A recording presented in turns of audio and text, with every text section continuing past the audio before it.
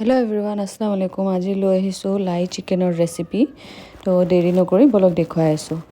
প্ৰথমে মই 2টা আলু কাটি ল'লোঁ। এতিয়া মই নিমখ হালধি দি কিনি আলুখিনি ফ্ৰাই কৰি ল'ম। ফ্ৰাই কৰি উলিয়াই ল'ম। তাৰপিছত সেয়া তেলতে মই দি দিম গোটা গৰম মছলা আৰু 2টামান পিঁয়াজ মই মিহিকৈ চপ কৰি লৈছিলোঁ, সেয়া দি দিম। তাৰপৰা ইয়াতে দি দিম 2 চামুচমান জিঞ্জাৰ গাৰ্লিক পেষ্ট।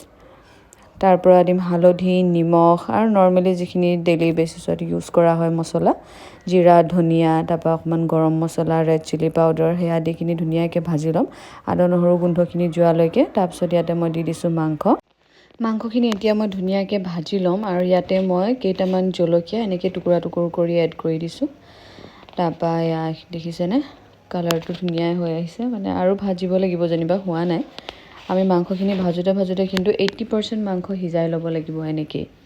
আমি ইয়াত পানী বেছি ইউজ নকৰোঁ, অলপমান এনে মছলাখিনি লাগি নোযোৱাকৈ খালি অকণমান পানী এড কৰি দিম। তাৰপৰা এতিয়া ভাজি প্ৰায় হৈছেই। এতিয়া আমি আকৌ বিলাহীখিনি ইয়াতে এড কৰি দিম, বিলাহী আৰু আলু। এতিয়া বিলাহীৰ হেৰিতে আৰু অকণমান মাংসখিনি ধুনীয়াকৈ সিজি যাব। এতিয়া দেখিছেনে লাই পাতখিনি কিমান দীঘল আৰু কিমান বহল, এচটা। মই হাতখন আনি জুখি চাইছোঁ কিমান ডাঙৰ। এতিয়া মই ধুনীয়াকৈ ধুই ল'লোঁ, ধুই মেলি কেইখিলামান লৈ কিনি এনেকৈ অকণমান ডাঙৰকৈ কাটি ল'লোঁ। এতিয়া পানী অকণ এড কৰি 5 মিনিট সময় উতলাই ল'লে এয়া হৈ গ'ল আমাৰ লাই চিকেন ৰেডি।